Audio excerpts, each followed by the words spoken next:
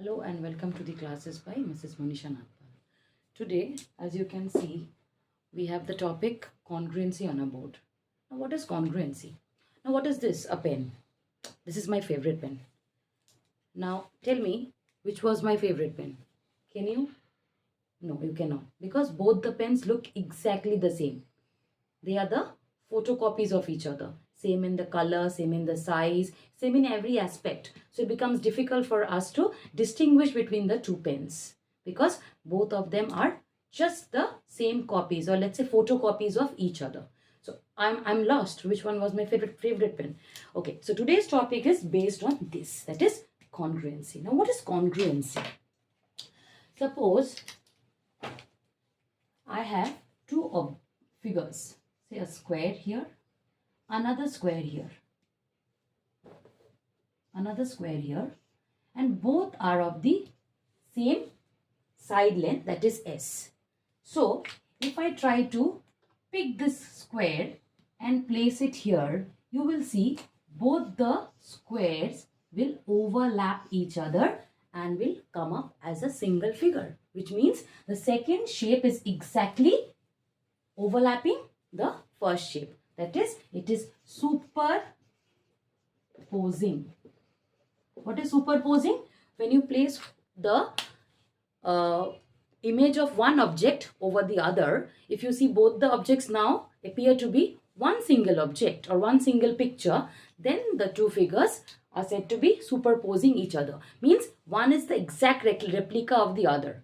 One covers the other exactly in all aspects. So it becomes very difficult for us to distinguish between the two figures. Initially we had two figures, now we have one figure because one is overlapping the other through all the edges.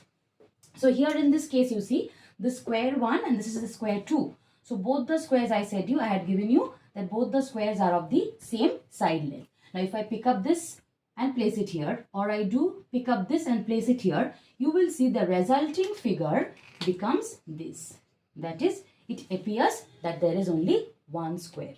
Similarly, if I have a line segment, say I have 5 centimeter, another line segment, so this is AB line segment, this is CD line segment, 5 centimeter, and I ask you, shift this and place it over here.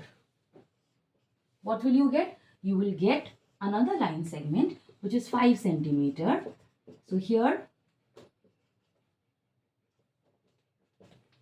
so the point A and the point C will coincide at this point, and the point B and point D will coincide at this point. So I can see that two figures, when they are superposed, we are getting one single figure or one single line segment, which is again of the 5 centimeter length. So it means these two, either you place this on this or you place this on this, we are seeing that this will exactly, one of them will exactly cover up the other.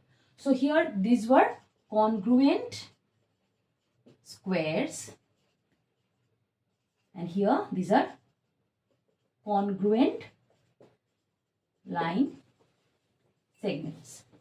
So if two squares have the same side length, then we call them to be as congruent squares. Conversely, if two squares are congruent squares, then we have to be sure about it that the two sides are of the same length. So this is implying, so if their side is same side of both the squares will imply they are congruent squares, and if they are congruent squares, then the sides are same. That is vice versa. Alright, same applies here as well. If two line segments are congruent, that means they are of the same measurement. It is the measurement, the length of both the line segments are same. And if the length of two line segments are same, then the two line segments are said to be congruent. Similarly, if we have two circles having the same radii, and if you try to put the first circle on the second, you will see both of them will appear to be as one single circle of radius r. That means it is completely overlapping when one is placed on the other. So this is the new circle which appears as a copy of first two. So this is congruent circle. So this, when are circles said to be congruent? If they are of the same radii. Conversely, if two circles are said to be congruent, that means it is understood that both of them have the same radius. Similarly, if I have two angles, so this is of measurement theta, and or let's say for an ease x degree, and this is also of x degree, and I superpose this on this. That is, if I pick up this and place it over here, both of them will appear to be as one single angle measuring x degree. That means the two angles are congruent. Conversely, if two angles are congruent, that the measure of the angle is the same. Alright? Okay. Same goes with rectangles as well. If two rectangles have the same dimensions. With dimensions, what do I mean? That is, if there is a rectangle here, length and breadth, so length is 10 centimeter and breadth is 7 centimeter. Another rectangle of the same dimension, length 10 centimeter and breadth 7 centimeter. Pick this up, place it here, or pick this up and place it here. You will see the resulting figure looks as a single rectangle having the length as 10 cm and breadth as 7 cm. So in this case, these two are called congruent rectangles. Conversely, if we say that two triangles are congruent, then it is understood clearly that dimensions of the two figures is same. Now, next interesting exercise for you. Today, once the class gets over, try making out these pieces hands-on. Take your own dimensions, make your own shapes. Two of each shape. Two circles, same diameter, same radius. Two rectangles, same dimensions. Two square, same side length. You can try it out and try superposing one of the figure on the other, and you will see that you are getting congruent figures. Now, you have tried out this also in your craft classes without the knowledge of congruency also. Say how? Say for an example, you are asked to make 3 or 4 or 5 or more number of circles for your class boards. Every one of us have class boards, and we ought to decorate our class boards for functions. So all of us have experienced this. Suppose you are asked to cut out 5 or 6 circles of the same size. What do? We take a piece of paper, we fold the paper. We draw one circle and cut it out. And what is the result? 5 or 6 shapes coming out, which is the requirement.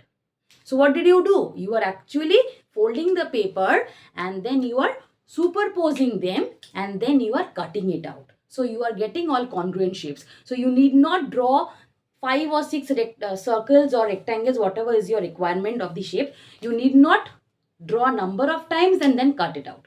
To ease your work, to make your work less hard work, to make your work less, what do? We fold the paper, draw the shape once, cut it out, holding the bunch of paper together, and then as a result, we get so many shapes. So this is actually using congruency without knowing congruency. So you have already done it. So I have just recapped whatever you have done. So hope you will enjoy this lesson.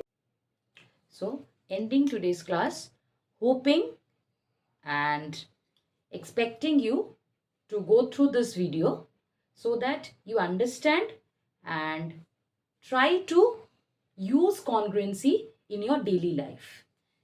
I'm sure if you like my videos, you will surely like them and you will subscribe them.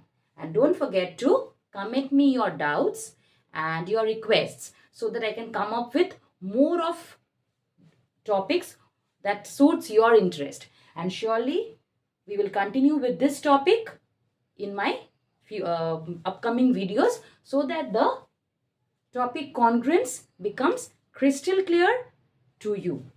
Thank you. See you in my next video.